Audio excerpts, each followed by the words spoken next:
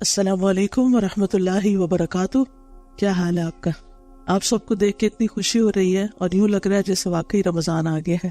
الحمدللہ، اللہ کا کتنا احسان ہے کہ اللہ تعالیٰ نے ہمارے دلوں میں رمضان کی محبت ڈالی ہے، اور ہم سب پوری تیاری کے ساتھ رمضان میں داخل ہونا چاہتے ہیں تاکہ اس مبارک موقع سے خوب فائدہ اٹھا سکیں۔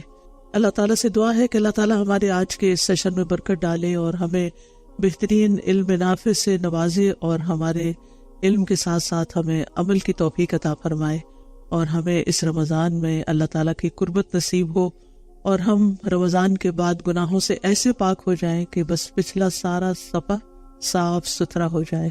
نحمدہ ونصلی علی رسولہ الکریم، اما بعد، فاعوذ باللہ من الشیطان الرجیم، بسم اللہ الرحمن الرحیم۔ رب اشرح لی صدری ویسر لی امری واحلل عقدۃ من لسانی یفقہوا قولی۔ الحمد للہ واسع العطایا وجزیل الہبات، ذی الفضل والاحسان والمکرمات، جعل فی ایام الحیات مواسم الخیرات وفرصا للتزود من الطاعات، لا الہ الا اللہ وحدہ لا شریک لہ، رب العباد وبار البریات۔ تمام قسم کی حمد اللہ کے لیے ہے، جس کے عطیات اور جس کے انعامات بہت وسیع اور بہت بھاری اور عظیم ہیں، جو صاحب فضل اور صاحب احسان ہے۔ اس نے زندگی میں نیکیوں کے موسم بنائے، اور اس نے ایسے مواقع عطا فرمائے جس میں انسان نیکیوں کا زیادہ راہ جمع کر سکتا ہے۔ اللہ کے سوا کوئی معبود نہیں، وہ اکیلا ہے، اس کا کوئی شریک نہیں، وہ بندوں کا رب اور مخلوقات کو پیدا کرنے والا ہے۔ اہلاً و سہلاً یا رمضان، رمضان کو اہلاً و سہلاً، آپ سب کو اہلاً و سہلاً۔ اللہ سبحانہ و تعالی ہم سب کو اس رمضان میں بھرپور عبادت کی توفیق عطا فرمائے، اور جیسے ہمارا رب چاہتا ہے ہم اس طرح اس رمضان کو گزاریں۔ اللہم وفقنا لما تحب و ترضى۔ یہ اللہ سبحانہ و تعالی کا بہت بڑا احسان ہے کہ اس نے ہمیں رمضان کے قریب کر دیا ہے۔ اللہ سے دعا ہے کہ وہ ہمیں رمضان نصیب کرے۔ عام طور پر ہم رمضان کو ایک رسم کے طور پر لیتے ہیں، چونکہ ہمارے والدین روزہ رکھتے تھے، رمضان میں افطاری کا خاص اہتمام کرتے تھے، تو ہم بھی اسی پیٹرن پر بس سوچتے ہیں، لیکن یہ نہیں سوچتے کہ اس ایک مہینے سے انسان کی زندگی میں کتنا بڑا فضل اور کتنی بڑی نیکی کا موقع آتا ہے، اور اس کے کیا کیا فوائد، کیا کیا ثمرات اور کیا کیا برکات انسان کو حاصل ہوتی ہیں۔ اس سلسلے میں مسند احمد کی ایک حدیث آپ کے سامنے رکھوں گی، جس سے اس ایک مہینے کی ویلیو اور اس کی فضیلت آپ کو سمجھ میں آئے کہ آپ کو کتنا بڑا انعام ملنے والا ہے۔ ابو ہریرہ رضی اللہ عنہ کہتے ہیں کہ قبیلہ قزاع کے خاندان بلی کے 2 شخص نبی صلی اللہ علیہ وسلم پر ایمان لائے، یعنی اکٹھے۔ ان میں سے ایک تو جہاد کرتے ہوئے شہید ہو گیا، اور دوسرا 1 سال بعد مزید زندہ رہا اور پھر فوت ہوا، یعنی 1 سال کے وقفے کے بعد فوت ہوا، شہید نہیں ہوا۔ طلحہ بن عبید اللہ کہتے ہیں کہ میں نے خواب میں دیکھا کہ وہ شخص جس کا 1 سال بعد انتقال ہوا، اس شہید سے بھی پہلے جنت میں داخل ہوا ہے۔ ورنہ ہم تو سوچتے ہیں کہ شہید کا درجہ سب سے افضل ہے اور وہ ہم سے آگے ہوں گے، لیکن یہاں جو شخص بعد میں فوت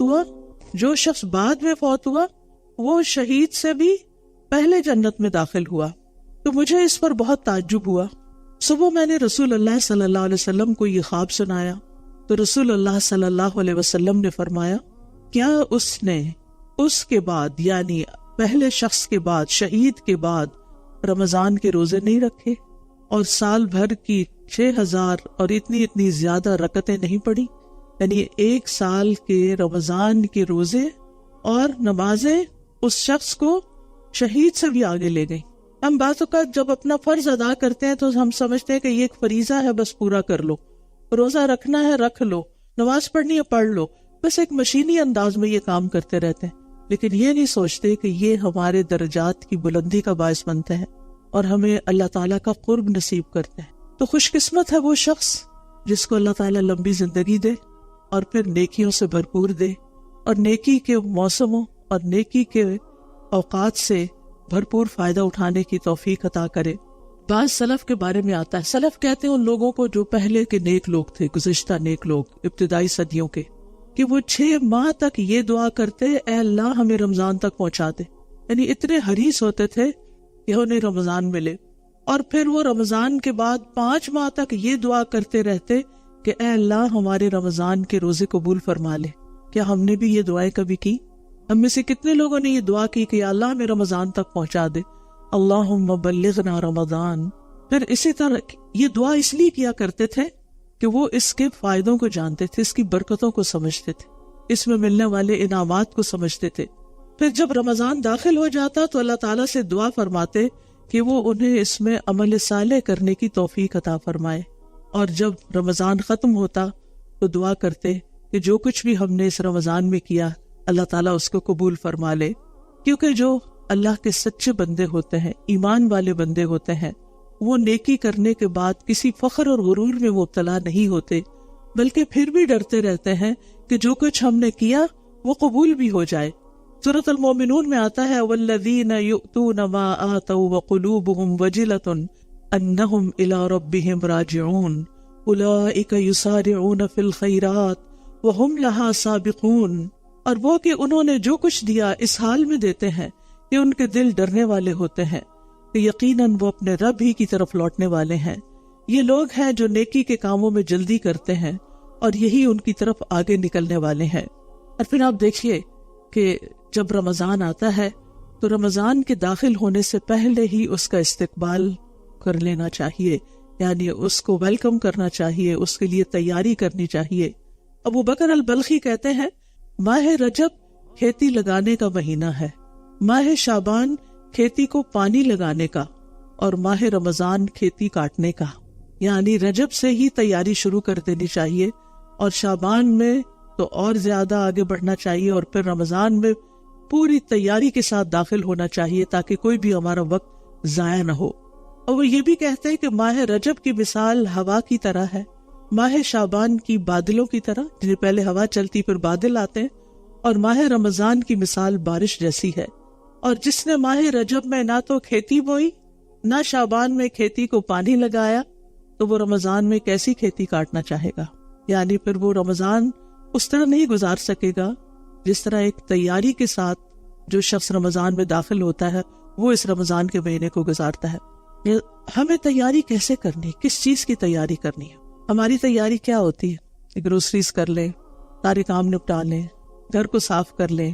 لیکن اسلاف گھروں کو صاف کرنے کے ساتھ ساتھ اپنے دلوں کو صاف کرتے تھے. وہ رمضان میں اس طرح داخل ہوتے تھے کہ ان کے دل میں کسی کے خلاف بھی کوئی کینہ، بغض اور نفرت نہیں ہوتی تھی. یہ تھی ان کی رمضان کی تیاری. اور یہ سب کچھ کیسے نکلتا ہے دلوں سے؟ اس وقت نکلتا ہے جب دل کے اندر ایمان راسخ ہو جاتا ہے. اسی لیے رسول اللہ صلی اللہ علیہ وسلم نے فرمایا ان ابی ہریرہ قال قال رسول اللہ صلی اللہ علیہ وسلم من صام رمضان ایمانا واحتسابا غفر له ما تقدم من ذنبه. جس نے رمضان کے روزے ایمان کی حالت میں حصول ثواب کے لیے رکھے تو اس کے پچھلے گناہ معاف کر دیے جائیں گے. گویا رمضان سے پورا فائدہ اٹھانے کے لیے ہمیں اپنے ایمان کی تجدید کی ضرورت ہے. ہمیں اپنے ایمان کو تازہ کرنا ہے اور اپنی نیت میں اخلاص پیدا کرنا ہے کہ ان روزوں سے ہمارا مقصد کوئی ڈائٹنگ کرنا نہ ہو، کوئی صحت اچھی کرنا نہ ہو. وہ تو ہو ہی جائے گی، وہ تو اس کی بائی پروڈکٹ ہے. لیکن اصل مقصد کیا ہو کہ ہمارا ایمان اور مضبوط ہو جائے اور ہمیں اللہ سبحانہ وتعالیٰ کے ہاں اس کا اجر و ثواب ملے. اگر ہم رمضان کی تیاری کرنا چاہتے ہیں تو اس کے لیے ایمان میں سچائی کی ضرورت ہے. ایمانی لحاظ سے تیاری کیوں ضروری ہے؟ ایمان کی تجدید کی کیوں ضرورت ہے؟ اس لیے کہ اعمال کی قبولیت کی بنیاد ہی ایمان پر ہے. جتنا اچھا ایمان ہوگا، جتنا مضبوط ایمان ہوگا، جتنا پکا ایمان ہوگا، اتنا ہی عمل کا اجر و ثواب بڑھ جائے گا. کیونکہ نبی صلی اللہ علیہ وسلم نے رمضان کی جزا کو، روزے کی جزا کو اور رات کے قیام کو ایمان اور احتساب پر مرتب کیا ہے اور ثواب کے حاصل ہونے کی شرط بتائی ہے. وَمَنْ صَامَ رَمَضَانَ إِيمَانًا وَاحْتِسَابًا غُفِرَ لَهُ مَا تَقَدَّمَ مِنْ ذَنْبِهِ جس نے ایمان اور احتساب ثواب کی نیت سے روزے رکھے اس کے پچھلے سارے گناہ معاف ہو جائیں گے۔ وہ گناہ جو بالغ ہونے کی عمر میں کیے، وہ گناہ جو بلوغت کے بعد کیے، جوانی میں کیے، اور پھر بڑھاپے تک جو گناہ ہوتے رہے، وہ گناہ جو پچھلے سال کیے رمضان کے بعد سے، وہ گناہ جو پچھلے مہینے کیے، وہ گناہ جو پچھلے ہفتے کیے، وہ گناہ جو پچھلے دن کیے، وہ سارے کے سارے بالکل صاف ستھرے ہو جائیں گے جب رمضان میں داخل ہوں گے، اور ایمان کے ساتھ داخل ہوں گے، ایمان کی مضبوطی کے ساتھ داخل ہوں گے، کیونکہ کوئی بھی نیکی ایمان کے بغیر قبول نہیں۔ سورۃ الحدید میں اللہ تعالیٰ فرماتے ہیں آمنوا باللہ ورسولہ وانفقوا مما جعلکم مستخلفین فیہ والذین آمنوا منکم وانفقوا لہم اجر کبیر۔ اللہ اور اس کے رسول پر ایمان لاؤ، یہ کس سے کہا جا رہا ہے؟ ایمان والوں سے کہا جا رہا ہے۔ ایمان تو ہے، جیسے ایک اور جگہ پر آتا ہے یا ایھا الذین آمنوا آمنوا، اے لوگو جو ایمان لائے ہو ایمان لے آؤ، اے لوگو جو ایمان لائے ہو ایمان لے آؤ، یعنی گویا ایمان والوں کو بھی ایمان لانے کی پھر سے ضرورت ہے، پھر سے اپنے ایمان کو تازہ کرنے کی ضرورت ہے۔ اور یہاں سورۃ الحدید میں بھی یہی کہا جا رہا ہے آمنوا باللہ ورسولہ وانفقوا مما جعلکم مستخلفین فیہ، اللہ اور اس کے رسول پر ایمان لاؤ اور ان چیزوں میں سے خرچ کرو جن میں اس نے تمہیں پہلوں کا جانشین بنایا ہے۔ پھر وہ لوگ جو تم میں سے ایمان لائے اور انہوں نے خرچ کیا ان کے لیے بہت بڑا اجر ہے، یعنی پہلے ایمان کی دعوت، پھر عمل کی دعوت، اور پھر جو ایمان لے آئے فالذین آمنوا منکم وانفقوا لہم اجر کبیر، جو لوگ تم میں سے ایمان لائے اور انہوں نے خرچ کیا ان کے لیے بہت بڑا اجر ہے۔ تو گویا اجر کب ملے گا؟ چاہے خرچ کرنا ہو، چاہے روزے رکھنے ہو، چاہے قیام اللیل کرنا ہو، جب ایمان ہوگا، یقین ہوگا۔ تو اس سے پتہ چلتا ہے کہ ایمان کا ہونا اور درست ایمان کا ہونا لازمی شرط ہے اعمال کی قبولیت میں۔ کیوں؟ اس لیے کہ بہت سے لوگ ایمان بھی لانے کا دعویٰ کرتے ہیں لیکن ساتھ ہی شکوک و شبہات کا شکار ہوئے رہتے ہیں۔ ان کے دل میں اللہ کے بارے میں شک، پتہ نہیں اللہ ہے کہ نہیں۔ اور آج کی ہماری نئی جنریشن کا حال تو اللہ تعالیٰ ہی جانتا ہے کہ ان کے دلوں میں اسلام کے بارے میں، اللہ کے بارے میں، رسول کے بارے میں، قرآن کے بارے میں، اوور آل دین کے بارے میں، قرآن کے احکامات کے بارے میں کس قدر شکوک و شبہات ہے۔ شک ایمان کے منافی ہے۔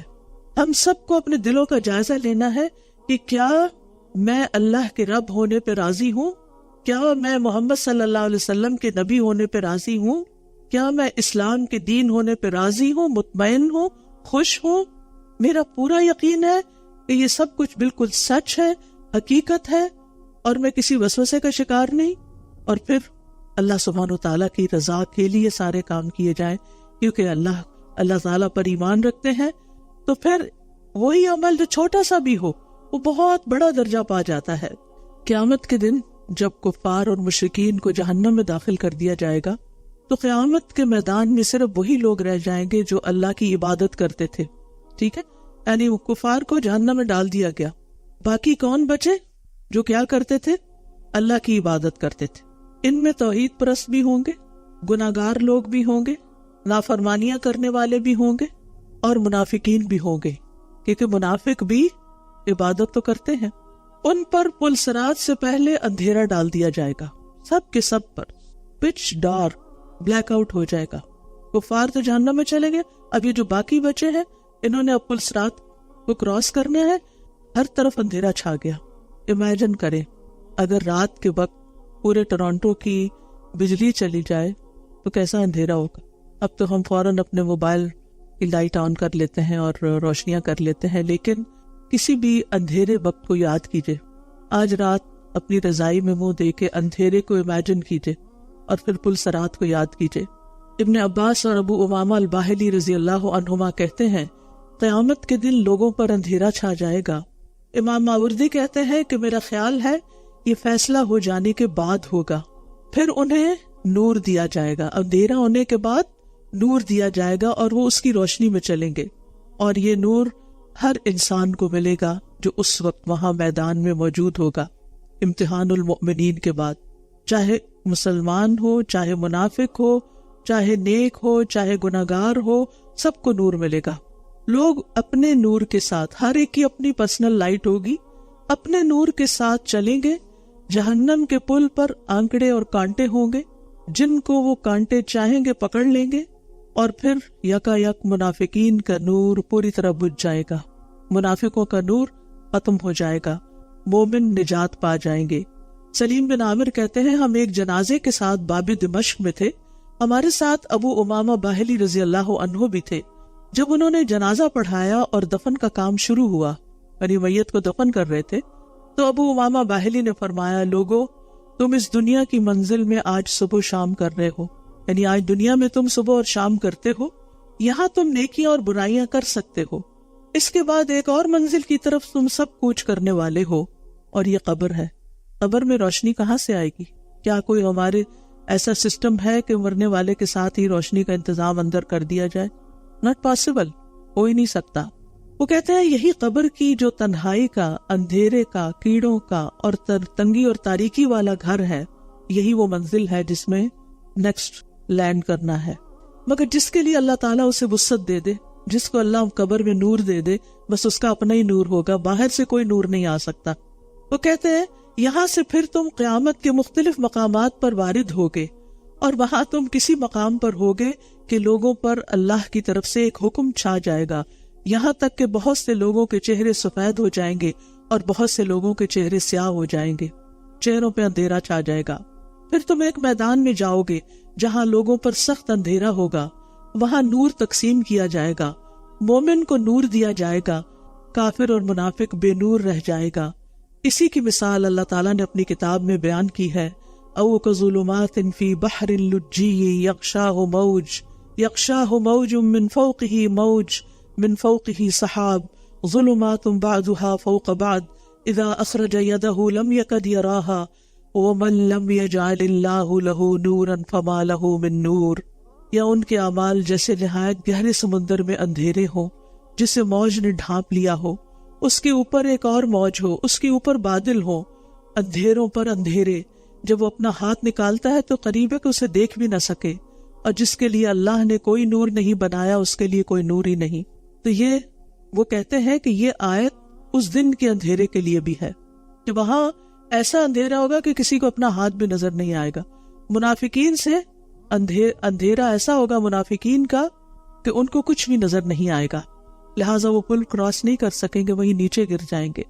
تو جس طرح ایک نابینا شخص آنکھوں والے کی بصارت نہیں لے سکتے، یعنی اگر مثلاً ایک شخص ہے، اس کا بھائی نابینا ہے تو وہ اپنا نور اپنے بھائی کو نہیں دے سکتا۔ تو اسی طرح قیامت کے دن اگر ایک بھائی کے پاس بہت زبردست نور ہے اور دوسرے کے پاس کوئی نور نہیں تو وہ اپنا نور اس کو نہیں دے سکتا۔ اب میں سے کوئی اپنے بیٹے کو نور نہیں دے سکے گا، کوئی اپنے والدین کو نور نہیں دے سکے گا، کوئی اپنے عزیز پیارے کو نور نہیں دے سکے گا، ہر ایک کا صرف اپنا اپنا نور ہوگا، اور یہ نور نور ایمان ہوگا۔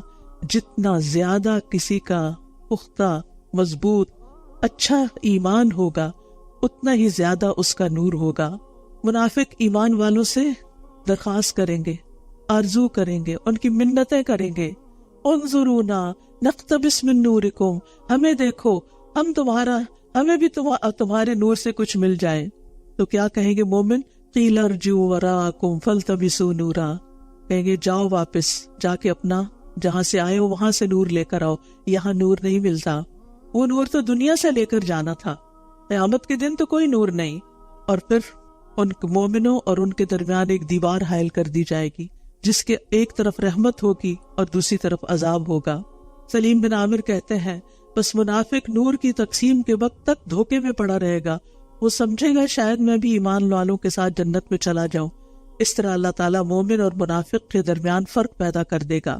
نبی صلی اللہ علیہ وسلم کے زمانے میں منافقین نمازیں بھی پڑھتے تھے، روزے بھی رکھتے تھے، صدقات بھی دیتے تھے، کچھ جنگوں میں بھی شریک ہو جاتے تھے، لیکن ان کے دل شکوک و شبہات کا شکار تھے، دلوں میں خالص ایمان نہیں تھا، ڈاؤٹس کا شکار تھے۔ آج ہمیں دین کے بارے میں اپنے سارے ڈاؤٹس کو دنیا میں کلیئر کرنا ہے، ہمیں اپنا گمان اللہ تعالیٰ کے بارے میں اچھا رکھنا ہے، اللہ سے شکوے نہیں کرنے، اللہ سے ناراض نہیں ہونا، اللہ کے ساتھ بے ادبی نہیں کرنی، کیونکہ ہم اس کو اپنا رب مان چکے ہیں۔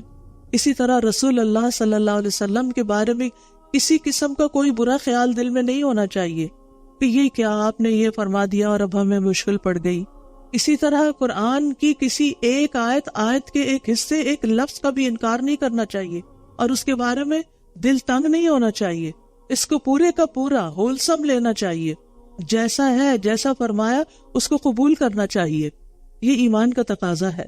اور اسی طرح آخرت کے بعد، مرنے کے بعد، قبر کے حساب کتاب اور پھر حشر کے دن کی ساری جو واردات ہیں اور پھر جنت اور دوزخ، ان کے بارے میں بھی ہمارے دل میں کوئی ڈاؤٹ نہیں ہونا چاہیے۔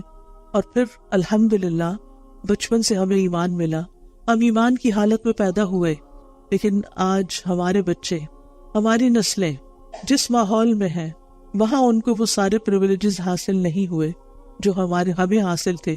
اب میں سے جتنی بہنیں بھی یہ لیکچر سن رہی ہیں، ان سب کو گھر جا کر اپنے بچوں کے ساتھ بیٹھ کر ایک سیٹنگ کرنی چاہیے اور ان کے ایمان کا جائزہ لینا چاہیے کہ وہ کس درجے کا ہے۔ ان سے پوچھنا چاہیے کہ آپ کے دل میں اللہ تعالیٰ کے بارے میں کوئی ڈاؤٹ تو نہیں، رسول اللہ صلی اللہ علیہ وسلم کے بارے میں کوئی ڈاؤٹ تو نہیں، آخرت کے بارے میں کوئی شک تو نہیں، قرآن کے بارے میں کوئی شک تو نہیں، رسول صلی اللہ علیہ وسلم کی احادیث صحیحہ کے بارے میں کوئی شک تو نہیں۔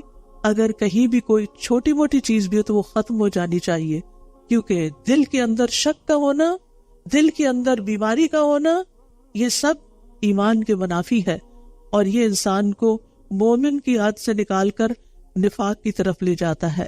منافق قیامت کے دن پلسرات کے قریب پکاریں گے مومنوں کو، الم نکم معکم، کیا ہم تمہارے ساتھ نہیں رہتے تھے؟ ہم تمہارے دوست تھے، ہم تمہارے رشتہ دار تھے، تمہارے ساتھ مجالس میں حاضر ہوتے تھے، ہم مسجدوں میں بھی چلے جاتے تھے۔ لیکن مومنوں کا جواب کیا ہوگا؟ وہ کہیں گے بلا، ہاں کیوں نہیں، ساتھ تھے، وَلَكِنَّكُمْ فَتَنْتُمْ أَنفُسَكُمْ وَتَرَبَّصْتُمْ وَارْتَبْتُمْ وَغَرَّتْكُمُ الْأَمَانِيُّ حَتَّى جَاءَ أَمْرُ اللَّهِ وَغَرَّكُمْ بِاللَّهِ الْغَرُورُ۔ کیوں نہیں، تم رہتے تو ساتھ ہی تھے، لیکن تم نے اپنے آپ کو فتنے میں ڈالے رکھا، انتظار میں رہے، شک کرتے رہے، لمبی تمناؤں نے تمہیں دھوکے میں ڈالے رکھا، یہاں تک کہ اللہ کا فیصلہ آ گیا اور اللہ کے بارے میں اس بڑے دھوکے باز یعنی شیطان نے تمہیں دھوکے میں ہی رکھا۔ تو اللہ تعالیٰ نے یہاں پر منافقین کو 5 چیزوں سے متصف کیا۔ سب سے پہلے فَتَنْتُمْ أَنفُسَكُمْ، تم نے اپنے آپ کو فتنوں میں ڈالا، یعنی ایسے ماحول میں لے گئے، ایسے کاموں میں، ایسی دوستیوں میں کہ جس میں تم اچھے بھلے ہوتے ہوئے فتنے میں پڑ گئے اور تمہارے دلوں میں ڈاؤٹس پیدا ہو گئے۔ اور تربصتم، اور انتظار کرتے رہے، اچھا بعد میں توبہ کر لیں گے، جو بڑے ہوں گے حج کر لیں گے، پھر انتظار کرتے رہے، توبہ کو ڈیلے کیا۔ وارتبتم، اور تم شک میں پڑے رہے، یعنی مرنے کے بعد کوئی چیز اٹھنا ہے یا نہیں، قبر کا عذاب ہے یا نہیں۔ اور پھر غرتکم الامانی، دنیا نے تمہیں دھوکے میں ڈالے رکھا۔ کس دھوکے میں؟ کہ ابھی تم دنیا کا مال ہے اور آخرت اللہ معاف کرنے والا ہے، اور شیطان نے تمہیں، آخری چیز، شیطان نے تمہیں اللہ کے بارے میں دھوکے میں ڈالے رکھا کہ اللہ بڑا رحم کرنے والا ہے، تم اس کی سزا سے بچ جاؤ گے چاہے تمہارے اعمال کیسے بھی ہوں۔ تو یاد رکھیے، ایمان کے بغیر منافقین کے جو بھی عمل تھے وہ قبول نہیں ہوں گے، بلکہ ان کا ٹھکانہ کہاں ہوگا؟ آپ سب کو پتا ہے نا، کہاں؟ بالدرک الاسفل من النار، کیونکہ یہ دھوکے باز لوگ تھے، یہ فراڈ کر رہے تھے، صرف انسانوں کے ساتھ، صرف مومنوں کے ساتھ نہیں، اللہ اور اس کے رسول کے ساتھ بھی۔ کہ ظاہر میں کچھ تھے، اندر سے کچھ اور تھے، لہٰذا ان کا انجام کفار سے بھی بدتر ہوگا۔ تو یاد رکھیے، صرف ایمان کا نام لے لینا اور چند کام کر لینا یہ ایماندار ہونے پہ دلالت نہیں کرتا۔ لہٰذا بہت سے لوگ ایسے ہیں کہ جو روزے رکھتے ہیں بس ایک رسم سمجھ کر، لیکن اور اسی طرح نمازیں بھی پڑھ لیتے ہیں بس ایک روٹین سمجھ کر، لیکن وہ نہیں جانتے کہ ایمان کا تقاضا کیا ہے۔ حقیقت میں وہ اندر سے ایمان سے خالی ہوتے ہیں۔ اسی طرح کچھ لوگ کنارے پر رہ کے ایمان لاتے ہیں، یعنی جیسے سورۃ الحج میں آتا ہے وَمِنَ النَّاسِ مَن يَعْبُدُ اللَّهَ عَلَى حَرْفٍ وَمِنَ النَّاسِ مَن يَعْبُدُ اللَّهَ عَلَى حَرْفٍ فَإِنْ أَصَابَهُ خَيْرٌ اطْمَأَنَّ بِهِ وَإِنْ أَصَابَتْهُ فِتْنَةٌ انقلب عَلَى وَجْهِهِ خَسِرَ الدُّنْيَا وَالْآخِرَةَ ذَلِكَ هُوَ الْخُسْرَانُ الْمُبِينُ۔ اور لوگوں میں سے کوئی ایسا بھی ہے جو کنارے پہ رہ کے اللہ کی عبادت کرتا ہے، پھر اگر اسے کوئی بھلائی پہنچتی ہے تو مطمئن ہو جاتا ہے، یعنی مال مل جاتا ہے، اولاد مل جاتی ہے، کوئی دنیا کی نعمتیں اور کامیابیاں ملتی ہیں تو اللہ سے راضی رہتا ہے، اور اگر اسے کوئی آزمائش آتی ہے تو وہ اپنے چہرے پہ واپس پلٹ جاتا ہے، مجھے ایسا دین نہیں چاہیے۔ اس نے دنیا اور آخرت دونوں کا نقصان اٹھایا، یہی خلا خسارہ ہے۔ کیا ہم میں ایسے لوگ نہیں کہ جن کو کوئی تکلیف آئے تو نمازیں ہی چھوڑ دیتے ہیں، وہ دین کے احکامات کو ہی چھوڑ دیتے ہیں، بعض خواتین پردہ اتار دیتی ہیں، بعض لوگ دین کی مجلسوں میں آنا چھوڑ دیتے ہیں۔ بھی کیا ہوا؟ ہم نے اتنی دعائیں کی تھی لیکن ہماری دعائیں نہیں سنی گئی، پتہ نہیں اللہ ہے بھی کہ نہیں۔ اگر وہ ہوتا تو ایسا نہ ہوتا، کوئی مسلمان یہ باتیں نہیں کہہ سکتا، اور اگر کوئی ایسے کہتا ہے تو پھر وہ مسلمان ہی نہیں رہتا، وہ نفاق کا شکار ہو جاتا ہے۔ یعنی خیر پر تو مطمئن ہوتے ہیں لیکن اللہ پر یقین نہیں رکھتے۔ خیر مل جائے تو سب ٹھیک ہے، نہیں ملے لیکن یاد رکھیے اللہ تعالیٰ ہر ایک کو آزماتا ہے۔ احسب الناس ان یترکوا ان یقولوا آمنا وهم لا یفتنون، کیا لوگوں نے سمجھ رکھا ہے کہ وہ صرف اتنا کہنے پہ چھوڑ دیے جائیں گے کہ ہم ایمان لائے اور وہ آزمائے نہیں جائیں گے؟ آزمائش تو سب کی ہوگی۔ وَلَقَدْ فَتَنَّا الَّذِينَ مِن قَبْلِهِمْ فَلَيَعْلَمَنَّ اللَّهُ الَّذِينَ صَدَقُوا وَلَيَعْلَمَنَّ الْكَاذِبِينَ، اور یقیناً ہم نے ان لوگوں کو بھی آزمایا تھا جو ان سے پہلے تھے، بس اللہ ضرور جانچ لے گا ان لوگوں کو جنہوں نے سچ کہا، اور وہ ضرور معلوم کر لے گا جھوٹوں کو بھی۔ تو اللہ نے پرکھنا ہے، امتحان ہونے ہیں، اس کے لیے تیار رہیے۔ جو بھی لا الہ الا اللہ کہتا ہے اس کا امتحان ہوتا ہے۔ اسی لیے علامہ اقبال نے کہا تھا، چمی گویم بلرزم کمی دانم مشکلات لا الہ را، جب میں کہتا ہوں کہ میں مسلمان ہوں تو میں لرز جاتا ہوں، کیونکہ مجھے پتا ہے کہ لا الہ الا اللہ کہنے کی مشکلات کیا ہیں، اس میں انسان کو قربانیاں کرنی پڑتی ہیں۔ لہٰذا مومن اور منافق میں ظاہری اعمال کا فرق نہیں ہوتا بلکہ باطنی اعمال کا فرق۔ اس لیے ہم سب کو رمضان سے پہلے اپنے باطن کا جائزہ لینا ہے، اپنے اندر کا جائزہ لینا ہے۔ نبی صلی اللہ علیہ وسلم نے فرمایا 3 خصلتیں جس میں ہو وہ منافق ہے، اگرچہ وہ روزے رکھے اور نماز ادا کرے اور حج اور عمرہ کرے، اور وہ یہ کہے کہ میں مسلمان ہوں، وہ کہے بھی کہ میں مسلمان ہوں اور سارے کام کر رہا ہے، لیکن جب بات کرے تو جھوٹ بولے، جب وعدہ کرے تو وعدہ خلافی کرے، اور جب امانت دی جائے تو خیانت کرے۔ آج آپ دیکھیں کہ مسلمانوں کے اندر یہ چیزیں، دنیا کے کسی بھی خطے میں رہتے ہیں، اپنے آپ کو بظاہر مسلمان کہتے ہیں لیکن اپنے اعمال میں ان سب چیزوں کا شکار۔ اللہ تعالیٰ ہمیں اس سے نکالے اور ہمیں ہمارے ایمان کو محفوظ رکھے۔ تو بات یہ ہے کہ ظاہراً ایمان والے عمل کرنا لیکن ایمان کا مضبوط نہ ہونا، یہ ہم سب کے لیے ایک آزمائش ہے، اور ہم سب کو اللہ سبحانہ وتعالیٰ کی عبادت پورے یقین کے ساتھ کرنی ہے۔ آپ دیکھیں کہ جب ہم عبادت کر بھی رہے ہوتے ہیں نا تو ہم کہتے ہیں پتہ نہیں ٹھیک بھی ہوئی ہے کہ نہیں، پتہ نہیں کوئی ثواب ملے گا یا نہیں، یعنی اللہ سبحانہ وتعالیٰ کے بارے میں اچھا گمان بھی نہیں رکھتے۔ تو ہمیں یقین کے ساتھ اس مہینے میں داخل ہونا ہے کہ میں انشاءاللہ اپنی طرف سے اچھے سے اچھا عمل کروں گی اور اللہ تعالیٰ پر پورا یقین رکھوں گی کہ اللہ تعالیٰ اس کی جزا مجھے دے گا۔ تو مقبول روزے کی صفت کیا ہے؟ یعنی قابل قبول روزہ کون سا ہے؟ جس میں 2 شرائط پائی جائیں، ایمان اور ثواب کی نیت، اور یہ سب نفاق کے ساتھ حاصل نہیں ہوتا بلکہ انسان کو اپنے ایمان کی تجدید کرنی ہوتی ہے۔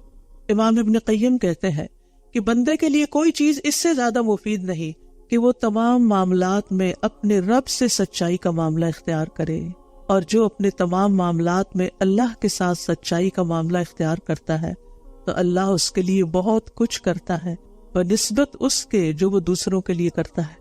تو جو اپنے ایمان میں سچا ہوتا ہے پھر رب کا بھی معاملہ اس کے ساتھ بڑا خاص ہوتا ہے۔ تو ہمیں رمضان کا استقبال کس سے کرنا ہے؟ کسے کرنا ہے؟ ایمان کی سچائی کے ساتھ، خالص ایمان کے ساتھ، ایمان کی تجدید کے ساتھ۔ اور ایمان کہاں ہوتا ہے؟ دل میں ہوتا ہے نا۔ زبان تو اقرار کرتی ہے، عمل اس کی تصدیق کرتا ہے، لیکن جو دل کے اندر ہے نا، اپنے دل کو ٹٹولتے رہے، اپنے جو ہی رمضان کا خیال ہے، روزے کا خیال ہے، نماز کا خیال، اندر کو دیکھے، کیونکہ منافقین نماز کی طرف جاتے ہیں کیسے؟ سستی سے، اللہ کی راہ میں خرچ کرتے ہیں مصیبت سمجھ کے۔ ہمیں نیکی کرنی ہے خوشی سے، روزہ مصیبت سمجھ کے نہیں رکھنا، خوشی سے رکھنا ہے، کیونکہ جس سے محبت ہوتی ہے اس کے لیے قربانی اور اس کی پسندیدہ چیز کرنا، اس کا پسندیدہ کام کرنا خوشی سے انسان کرتا ہے۔ ماں کتنی بھی تھکی بھی ہو، گہری نیند سو رہی ہو، جب بچہ روتا ہے تو کیا کرتی؟ بے چین اٹھتی ہے، ایک دم اٹھ جاتی ہے۔ اللہ کی محبت اگر دل میں ہے تو پھر روزہ مشکل نہیں لگے گا، پھر رات کا قیام مشکل نہیں لگے گا، پھر اللہ کے راستے میں خرچ کرنا مشکل نہیں لگے گا. لہٰذا رمضان کی تیاری، رمضان کا استقبال ایمان کے ساتھ اور سچائی ہی مومن اور منافق میں فرق کرتی ہے، کیونکہ بغیر ایمان کے انسان کو خواہشات ہلاکت کی طرف لے جاتی ہیں. صرف سوچنا ہی کافی نہیں، صرف آرزوئیں اور تمناؤں کا ہونا کافی نہیں. لہذا ہمیں پورے یقین کے ساتھ رمضان میں داخل ہونا ہے. اور پھر رمضان میں جو بھی آپ عمل کریں گی روزے کی حالت میں، کیونکہ خیر کے بہت سے دروازے ہیں، جو بھی آپ عمل کریں گے وہ عمل نیکی اور ثواب کے بلند درجے پر ہوگا. مثلاً آپ پسند کرتے ہیں کہ آپ علم حاصل کریں، لیکن موقع کچھ ایسا ہے کہ علم کی مجالس میں حاضر نہیں ہو سکتے. اب اس کا یہ مطلب نہیں کہ آپ پر خیر کا دروازہ ہی بند ہو گیا، اب آپ کچھ اور نہیں کر سکتے. ٹھیک ہے، علم کے ذریعے خیر کے بہت سے دروازے کھلتے ہیں، لیکن اگر کسی وجہ سے اس سال آپ کے لیے یہ ممکن نہ ہوا تو اللہ تعالیٰ آپ کے لیے کوئی اور دروازہ کھول دے گا. انسانوں کی خدمت بھی، گھر میں رہنے والے بزرگوں کی خدمت بھی، بچوں کو پالنا بھی، یہ بھی خیر کے دروازے ہیں. بیواؤں اور مسکینوں کے لیے دوڑ دھوپ کرنا ایسا ہے جیسے اللہ کے راستے میں نکلنے والا مجاہد. بیواؤں اور مسکینوں کے لیے دوڑ دھوپ کرنا اور بعض لوگوں کے لیے اللہ کی طرف جانے کا یہ راستہ ہوتا ہے. تو چاہے آپ علم دینے والے ہوں، چاہے آپ مال خرچ کرنے والے ہوں، چاہے آپ کسی کی جسمانی خدمت کرنے والے ہوں، یہ سب یعنی گھر میں آپ کھانا پکا رہے ہیں، آپ سحری پکا رہے ہیں، مثلا سحری بنا رہے ہیں، صبح اٹھ کر سارے گھر والے ابھی سو رہے ہیں اور آپ ان سے 1 گھنٹہ پہلے اٹھ کے آپ تیاری کریں. اس وقت اپنے دل کی کیفیت کو ٹٹولتے رہیں. اگر دل میں ایمان مضبوط ہوگا تو دل کی کیفیت کیا ہوگی؟ کیسے وہ کام کریں گے؟ خوشی خوشی. تو آپ سب نے خوشی خوشی سحری بنانی ہے اور اللہ تعالیٰ کا ساتھ شکر ادا کرنا ہے کہ اللہ تو نے مجھے اس خدمت کا موقع دیا. میں گھر کے جتنے بھی افراد کو روزہ رکھوا رہی ہوں ان سب کے روزوں کا ثواب مجھے بھی ملے گا، کیونکہ جو کسی کو روزہ رکھواتا ہے اور پھر روزہ افطار کرواتا ہے اس کو اس دن کے اس روزہ رکھنے والے کے روزے کے برابر اجر مل جاتا ہے. تو کیا یہ معمولی نیکی ہے؟ تو یہ ہے ایمان اور احتساب کے ساتھ، یعنی کوئی بھی کام. پھر اسی طرح کوئی بھی اور عمل جو آپ دن میں کرتے ہیں، مثلاً جاب کرنا آپ کی مجبوری ہے، آپ کو جاب پہ جانا ہے. اب آپ سوچتے ہیں کہ کتنے لوگ ہیں روزہ رکھ کے گھر میں سو رہے ہیں، آرام کر رہے ہیں، اور مجھے جو صبح صبح جاب پہ نکلنا پڑ رہا ہے، میری تو رات کی نیند بھی پوری نہیں ہوئی. تو آپ اپنے آپ کو کوسنے لگتے ہیں، میں کیوں آ گئی یہاں، میرے لیے مصیبت کیوں ہے، وغیرہ وغیرہ. ان سوچوں کے ساتھ کیا آپ کا روزہ بہت خوبصورت روزہ ہوگا؟ نہیں. کیسے سوچنا ہے آپ نے؟ اپنے اندر کو ٹٹول کے کیا سوچنا ہے؟ الحمدللہ اللہ نے مجھے اس قابل کیا، مجھے ایسا علم دیا، مجھے ایسی سکلز دی کہ جس کی وجہ سے میں اس کام کے قابل ہوئی، جس کی وجہ سے میں اپنی مرضی سے صدقات کر سکتی ہوں، اپنی مرضی سے اپنے اوپر اور اپنے گھر والوں پہ خرچ کر سکتی ہوں، جس کے ذریعے میں اپنے رشتہ داروں کی مدد کر سکتی ہوں، جس کے لیے میں اپنی مرضی سے دین کے راستے میں بے پناہ خرچ کر سکتی ہوں. اگر میرے پاس یہ اسکل نہ ہوتی، یہ جاب نہ ہوتی، یہ مال نہ ہوتا تو پھر میں کیا کرتی؟ پھر تو میں صدقہ کرنے کے لیے بھی کسی اور کی محتاج ہوتی، کہ کوئی مجھے دیتا تو پھر میں آگے دے سکتی. تو اللہ نے مجھے چنا ہے. Extra effort extra reward, extra effort extra reward. اگر لوگ آرام کر رہے ہیں، لوگ سو رہے ہیں اور آپ کام کر رہے ہیں تو آپ خوش قسمت ہیں. وہ خوش قسمت نہیں، آپ خوش قسمت ہیں کہ جن کو اللہ نے اتنی ہمت دی، اتنی طاقت دی اور اتنا شوق دیا کہ آپ اس کام کو کر سکے. تو جو بھی عمل کرنا ہے، چاہے وہ دنیا کا ہی کام کیوں نہیں، اس کو سچا ہو کے کرنا ہے، ایمان اور احتساب کے ساتھ کرنا ہے.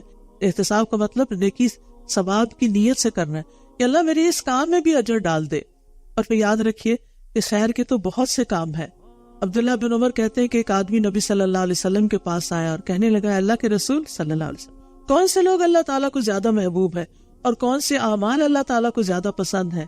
آپ نے فرمایا، وہ لوگ اللہ کو زیادہ محبوب ہیں جو دوسرے لوگوں کے لیے سب سے زیادہ فائدہ مند ہوں.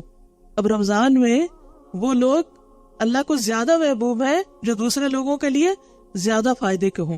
رمضان صرف آرام کرنے کے لیے نہیں آیا، کیونکہ روزے کی حالت میں نیند بڑی اچھی آتی، اسٹمک کو ڈائجیشن نہیں کرنی پڑ رہی ہوتی نا، تو آپ کی انرجی اس میں نہیں لگ رہی ہوتی، تو آپ کو سکون کی نیند آتی، گہری نیند آتی، اور سونے کو دل بھی بہت چاہتا ہے. لیکن پھر آپ اپنی نیند کی قربانی کرتے ہیں اور آپ اٹھ جاتے ہیں. جو بھی کام آپ کا ہے، جو بھی خیر آپ نے کرنی ہے، اور پسندیدہ کام کیا ہے؟ یہ میرا ویسے تو ہر حال میں کرنا چاہیے، لیکن یہ رمضان کے لیے بتا رہی ہوں. مسلمان کا اپنے بھائی کو خوش کرنا. روزے کی حالت میں کیا ہوتا ہے؟ چڑچڑاپن، موڈ آف، بھوک لگی ہے، موڈ خراب ہوا ہے، کیا سوچنا ہے اس وقت، کیا کرنا ہے؟ ایک دم اپنے آپ کو تبدیل کر. نہیں، اس وقت میرا کسی کو خوش کر دے، اسمائل سے ہی خوش کر دینا، یہ کیا ہے؟ میرے لیے اجر کا باعث ہے. اس سے کسی تکلیف کو دور کر دینا. سر میں تو روزے کی وجہ سے آپ کے بھی درد ہو رہی ہے، لیکن آپ کے ہسبینڈ نے کہا میرے سر میں درد ہو رہی ہے، آپ اپنی درد بھول کر کیا کرتے؟ ان کے سر کو دبا دیتے. اور یہ نہیں کہتے اچھا میرے سر میں بھی درد ہو رہی میں کیا کروں. ایسے نہیں کہنا، اچھا کوئی بات نہیں، آپ کو کیا چاہیے، اور پھر اس کا قرضہ ادا کر دینا. آپ کے ارد گرد کئی ایسے اسٹوڈنٹس ہوں گے، کئی ایسے لوگ ہوں گے کہ جو قرضوں کے بوجھ تلے دبے ہوں گے بیک ہوم آپ کے رشتے داروں میں سے. اور اسے کھانا کھلانا. رمضان ایک اچھا موقع ہے، لیکن اس کا یہ مطلب نہیں کہ ہم ہر روز افطار کے وقت ایک بہت بڑا ڈنر تیار کریں، کیونکہ اس کی وجہ سے پھر تھکاوٹ زیادہ ہوگی، تراویح میں آپ کا خشوع چلا جائے گا. جو کام اعتدال کے ساتھ ہو اور اس میں آپ کی عبادت متاثر نہ ہو، بس اتنا کریں، کیونکہ ہر ایک کی ہمت فرق ہے. میں سب کو کوئی ایک ٹپ نہیں بتا سکتی کہ سب یہی کام شروع کر دیں. آپ اگر پکا کے نہیں دے سکتے تو آپ کیا کر سکتے ہیں؟ راشن دے سکتے. ٹھیک ہے، اگر آپ راشن نہیں دے سکتے، یعنی پورا بہت کچھ نہیں دے سکتے، تھوڑا بہت آپ کنٹریبیوٹ کر سکتے. لیکن رمضان میں ٹو ڈو لسٹ میں کھانا کھلانا لازم کر لیں، کھانا کھلانا لازم کر لیں. پھر آپ دیکھیے نبی صلی اللہ علیہ وسلم نے فرمایا مجھے اپنے کسی بھائی کی ضرورت پوری کرنے کے لیے اس کے ساتھ چلنا اس مسجد نبی میں 1 ماہ کے اعتکاف سے زیادہ محبوب. آپ کا دل تھا اعتکاف کرنے کو، لیکن گھر میں ہو گئے بچے بیمار، یا شوہر بیمار ہو گئے، یا کوئی بزرگ والدین گھر میں رہتے ہیں وہ بیمار ہو گئے، اب ان کو لک آفٹر کرنا ہے، اور آپ پاؤں پٹک رہے ہیں. میں نے سوچا تھا اعتکاف کروں گی، کوئی 10 دن تو دل کھول کے عبادت کروں گی، لیکن یہ کیا مصیبت آ گئی. نہیں، آپ کو اعتکاف سے بھی زیادہ اعتکاف کا اجر تو نیت کی وجہ سے مل جائے گا آپ کو، اور خدمت کا الگ اجر مل جائے گا، اور اس تکلیف اٹھانے کا، اور پھر روزے کا، اور وہ باقی عبادات کا ساتھ ساتھ. پھر آپ نے فرمایا جس نے اپنے غضب کو روک لیا، روزے کی حالت میں کیا ہوتا ہے؟ غصہ آتا ہے. جس نے اپنا غصہ روک لیا اللہ تعالیٰ اس کی خامیوں پر پردہ ڈالے گا. جو آدمی اپنے غصے کو نافذ کرنے کی طاقت کے باوجود پی گیا، اللہ تعالیٰ روز قیامت اس کے دل کو امیدوں سے بھر دے گا. جو اپنے بھائی کے ساتھ اس کی ضرورت پوری کرنے کے لیے چلا، اللہ تعالیٰ اس کو اس دن ثابت قدم رکھے گا جس دن قدم ڈگمگا جائیں گے. مثلاً آپ کی دوست بیمار ہو گئی، اس کو ہاسپٹل جانا ہے، آپ اس کو لے کے جا رہے ہیں. اب آپ سوچتے ہیں کہ اتنے گھنٹے ہاسپٹل میں لگ جائیں گے، میں نے تو سوچا تھا کہ رمضان میں دورہ قرآن پورا اٹینڈ کروں گی، آج کا تو میرا سپارہ ہی چلا گیا. اور آپ جا بھی رہے ہیں اور دل میں غصہ کھا رہے ہیں کہ میں ہی رہ گئی تھی اس کام کے لیے. جی، اللہ نے آپ کو چنا، آپ رہ نہیں گئی تھی، آپ اللہ کی نظر میں تھی، اللہ نے آپ کے حصے میں یہ کام ڈالا ہے. لہٰذا یہ باتیں میں اس لیے کر رہی ہوں کیونکہ ہم رمضان میں صرف عبادت پہ فوکس ہو جاتے ہیں. ضرور کریں عبادت، جن کو اللہ موقع دے، فرسٹ پرائرٹی ہماری عبادت ہی ہونی چاہیے. صوم اینڈ قیام 2 کام اہم ترین ہے. یعنی دن کو روزہ، من صام رمضان ایمانا و احتسابا، اور رات کو قیام، من قام رمضان ایمانا و احتسابا. یہ 2 کام لازم ہے. لیکن اگر کسی بھی وجہ سے ان 2 کاموں میں آپ بیمار ہو گئے، مثلا آپ نے پوری تیاری کر لی روزے رکھنے کی، لیکن اچانک کوئی ایسی بیماری آ گئی کہ ڈاکٹر نے منع کر دیا کہ روزہ نہیں رکھ سکتے آپ کی جان کو خطرہ ہے. اللہ نہ کرے کسی کے ساتھ ایسا، لیکن آپ دیکھیے کہ اسپتال بھرے ہوئے ہیں، رمضان میں بھی بھرے ہوئے ہوتے ہیں. تو کچھ لوگ ایسی بیماری میں آ جاتے ہیں کہ جو روزے نہیں رکھ سکتے. اگر روزہ رکھنے کا موقع چلا گیا، کوئی بات نہیں، آپ کی نیت دیکھی جائے گی، آپ کا دل دیکھا جائے گا، آپ کا ایمان دیکھا جائے گا، آپ کا شوق دیکھا جائے گا کہ آپ نے کیا سوچا تھا، اور اس کے مطابق آپ کو اجر ملے گا. اس بیماری کا، وہ بیماری بھی گناہوں کو دھونے کا ذریعہ بن جائے گی، اور پھر وہ جو کام آپ نے نیکی کا کرنا تھا وہ اس کا اجر بھی آپ کو نیت کی وجہ سے مل جائے گا. اچھا، اس کا یہ مطلب نہیں کہ ہم عبادت سے بچنے کے لیے کوئی ایکسکیوز ڈھونڈ لیں. اچھا، کسی کو کوئی ہیلپ چاہیے تو مجھے بتا دے، چلو تراویح پڑھنے کی بجائے میں کہیں اور جا کے تھوڑی گپ شپ بھی لگا لوں گی. تراویح میں تو پھر چپ کر کے سننا پڑتا ہے. نہیں، یہ بھی اللہ جانتا ہے نا، پھر وہ نیتوں کا حال اللہ جانتا ہے، دل کے اندر کیا اللہ جانتا ہے. یعنی کسی نے کوئی کام کہہ دیا، کام پڑ گیا، تراویح لیٹ ہو گئی، آپ کو تہجد کے وقت اپنی پوری کرنی پڑی، لیکن آپ کے دل میں ایک تکلیف ہوئی، اوہ میری تراویح رہ گئی، لیکن چلو یہ اللہ نے مجھے اس کام کے لیے چنا، میں یہ بھی کر لیتی ہوں، تو دگنا اجر ہو گیا. پھر اسی طرح چھوٹے چھوٹے کام، مثلاً آپ یہاں پر آتے ہیں دورہ قرآن کے وقت، آپ کرسیاں لگانی. آپ کہاں روزہ رکھ کے ہم کرسیاں لگائیں؟ اب اتنی مشکل؟ جی ہاں مشکل تو ہے، لیکن یہ بھی ایک بہت بڑی نیکی ہے. آپ کی لگائی ہوئی کرسی پر جو بیٹھ کے جتنی دیر قرآن سنے گا انشاءاللہ اس کا سارا اجر آپ کو بھی ملے گا، کیونکہ آپ نے اس کو ایک فیسلٹی فراہم کی. تو نیکی کے کام کرنا سچے لوگوں کی علامت ہوتی ہے، کیونکہ اللہ سبحانہ وتعالیٰ سورۃ البقرہ میں فرماتے ہیں نیکی یہ نہیں کہ تم اپنے منہ مشرق اور مغرب کی طرف پھیر لو، یعنی صرف عبادت کرنا ہی نیکی نہیں، لیکن اصل نیکی اس کی ہے جو اللہ اور یوم آخرت اور فرشتوں اور کتاب اور نبیوں پر ایمان لائے. آگے نہ پہلی شرط ایمان کی، اور مال دے اس کی محبت کے باوجود رشتہ داروں، یتیموں، مسکینوں، مسافروں، مانگنے والوں کو اور گردنیں چھڑانے میں. یہ صدقہ خیرات بھی کرنا ہے، اور نماز قائم کرے اور زکوٰۃ دے. رمضان میں اول وقت نمازیں پڑھنے کی عادت ڈالنی ہے، فرض کے علاوہ سنتیں اور نفل بھی پڑھنے ہیں، اور زکوٰۃ کے علاوہ صدقات بھی کرنے ہیں. اور جو اپنا عہد پورا کرنے والے ہیں جب وہ عہد کریں، اور خصوصاً جو تنگ دستی اور تکلیف میں اور لڑائی کے وقت صبر کرنے والے ہیں، یعنی روزہ رکھ کے بھی تکلیف اٹھا رہے ہیں، نماز پڑھ رہے ہیں، قیام کھڑا ہو کر کرنا مشکل ہو رہا ہے پھر بھی کوشش کر کے کر رہے ہیں، سجدے میں جانا مشکل ہو رہا ہے پھر بھی آپ لمبے سجدے کر رہے ہیں. فرمایا اولئک الذین صدقوا واولئک هم المتقون، یہی لوگ ہیں جنہوں نے سچ کہا، یہی سچے ایمان والے ہیں، اور یہی اصل میں متقی ہیں، یہی تقوی والے ہیں. تو ایمان جو ہے یہ دراصل تصدیق کا نام ہے کہ جس چیز کو آپ مانتے ہیں پھر وہ کر کے بھی دکھائیں. اور پھر آپ دیکھیے کہ مومن وہ ہوتا ہے جو غیبی امور کی تصدیق کرتا ہے، اور قرآن و سنت میں جو کچھ بھی آیا ہے اس پر پورا یقین رکھتا ہے. منافق کے پاس بھی حق آتا ہے لیکن وہ اس کی پرواہ نہیں کرتا، وہ روشنی پاتا ہے لیکن پھر اندھیرے میں چلا جاتا ہے. منافق نور کا محتاج ہوتا ہے، جب نور مل جاتا ہے تو پھر دوبارہ واپس اندھیروں میں جانا ہی پسند کرتا ہے. تو ہمیں اپنے ایمان کو جگانا بھی ہے، بڑھانا بھی ہے، اور اس کی حفاظت بھی کرنی ہے، اس کی حفاظت بھی کرنی ہے. کیونکہ ایمان کوئی جامد چیز نہیں، جمی ہوئی چیز نہیں کہ ایک جگہ پتھر رکھ دیا تو رکھا گیا. یہ اوپر نیچے ہوتا ہے. نیکی کرنے سے ایمان اوپر جاتا ہے، اس کا گراف اوپر چلا جاتا ہے، اور گناہ کرنے سے نیچے آ جاتا ہے. لہذا روزہ رکھ کے کیا نہیں کرنا؟ من لم یدع قول الزور والعمل به فلیس للہ حاجۃ ان یدع طعامہ وشرابہ. جو روزہ رکھ کر بھی جھوٹ بولنا نہ چھوڑے، اللہ کو اس کی کوئی ضرورت نہیں کہ وہ اپنا کھانا پینا چھوڑ دے. روزہ صرف کھانا پینا چھوڑنے کا نام نہیں، بلکہ جھوٹ، بدعہدی، خیانت، بد اخلاقی، ان سب چیزوں کو چھوڑنا بھی ہے. تو جتنا زیادہ انسان ان چیزوں میں پڑ جاتا ہے اور جتنا زیادہ انسان دنیا میں کھو جاتا ہے اتنا ہی اس کا نور بجھتا چلا جاتا ہے. کیونکہ ہم سب کی ایک مجبوری ہے، ہم رہتے دنیا میں ہیں، ہم سارا دن مسجد میں نہیں رہ سکتے، ہم سارا دن علم کی مجالس میں نہیں رہ سکتے، لیکن جب ہم گھر میں ہوتے ہیں، جب ہم شاپنگ کرنے کے لیے، ضروری شاپنگ کے لیے بھی جاتے ہیں، جب ہم اپنی جاب پلیس پر ہوتے ہیں، تو پھر کیا ہوتا ہے؟ ہم دنیا میں ہوتے ہیں، اور جتنا جتنا دنیا میں زیادہ انوالو ہوتے اتنا اتنا وہ نور کم ہونا شروع ہو جاتا ہے. پھر دوبارہ اس کو بڑھانے کی ضرورت ہوتی ہے. لہٰذا اس کو اس بیٹری کو ریچارج کریں. آپ موبائل کی بیٹری روز چارج کرتے ہیں نا، اور اگر نہ کریں تو کیا ہوتا ہے؟ ڈیڈ.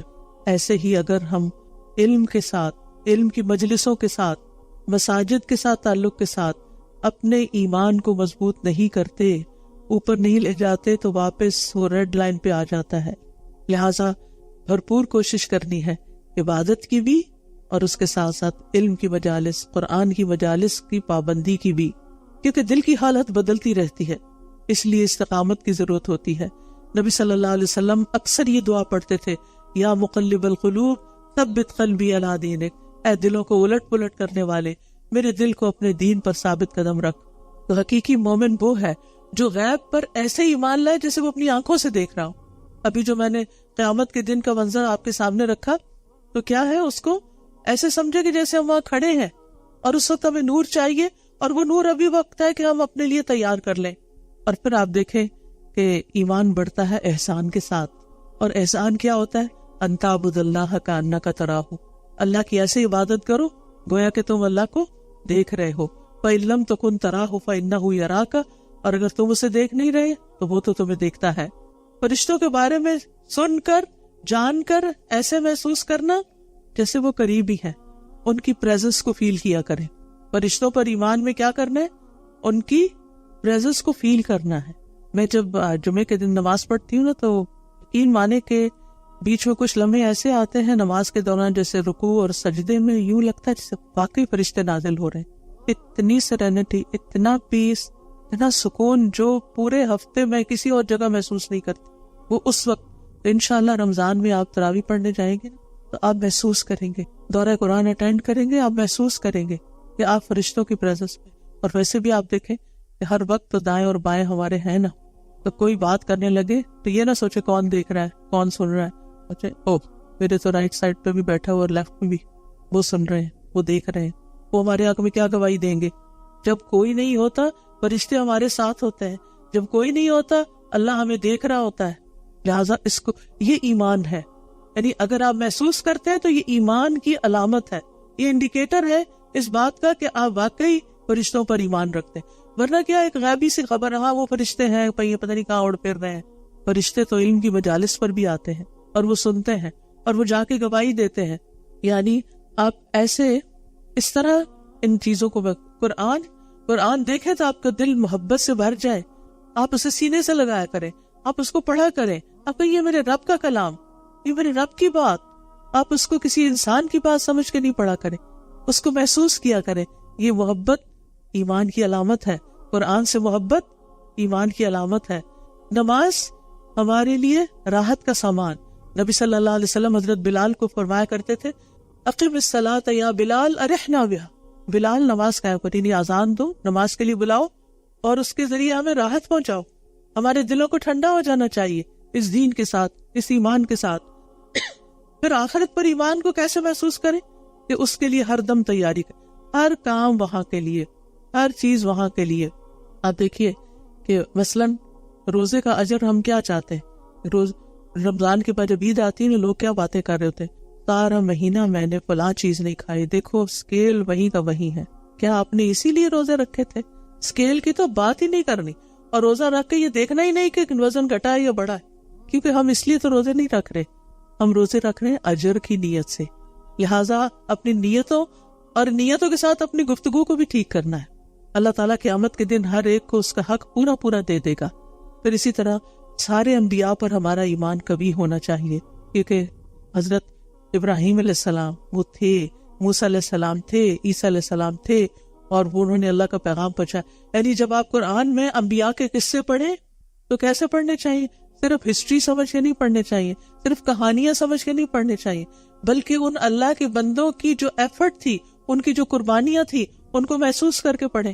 اسی طرح جنوں کے بارے میں پڑھیں تو جنوں کے بارے میں یقین رکھیں کہ جن ایگزسٹ کرتے ہیں، وہ ہوتے ہیں. کیونکہ بعض لوگ جب بہت سائنس پڑھ جاتے ہیں تو وہ کیا کرتے ہیں جنوں کا انکار کر دیتے ہیں. قرآن میں آنے والی کوئی چیز، اس میں سے ایک چیز کا بھی انکار کریں گے تو وہ کفر میں شامل ہو جاتا ہے. ایک لفظ کا بھی انکار نہیں کر سکتے ہم. یہ اس میں ہمیں کوئی ڈاؤٹ ہی نہیں ہونا چاہیے. اور جنوں کے بارے میں بھی اتنا ہی یقین ہونا چاہیے جتنا فرشتوں کے بارے میں یقین. اور پھر قرآن اس لیے پڑھیں تاکہ ہمارے ایمان میں اضافہ ہو، کیونکہ قرآن مجید میں یہ آتا ہے کہ جب ان پر اللہ کی آیات پڑھی جاتی ہیں تو زادتہم ایمانا، ان کا ایمان زیادہ ہو جاتا ہے. تو انشاءاللہ اس رمضان میں اللہ کے فضل سے، بلکہ پرسوں سے ٹیوزڈے سے ہم دورہ قرآن شروع کر رہے ہیں، اور اس میں بھی نیت یہی ہونی چاہیے کہ اللہ سبحانہ وتعالیٰ میرے علم کا نور بڑھا دے، اور پھر میرے ایمان میں اضافہ کر دے، اور میری قرآن کی سمجھ میں اضافہ کر دے، اور اس کی برکت سے میرے نیک اعمال میں اضافہ کر دے. کیونکہ جتنی روشنی اور ایمان زیادہ ہوگا، عمل کی قوت بڑھے گی، کیونکہ ایمان بڑھتا ہے عمل کے ساتھ اور گھٹتا ہے گناہوں کے ساتھ.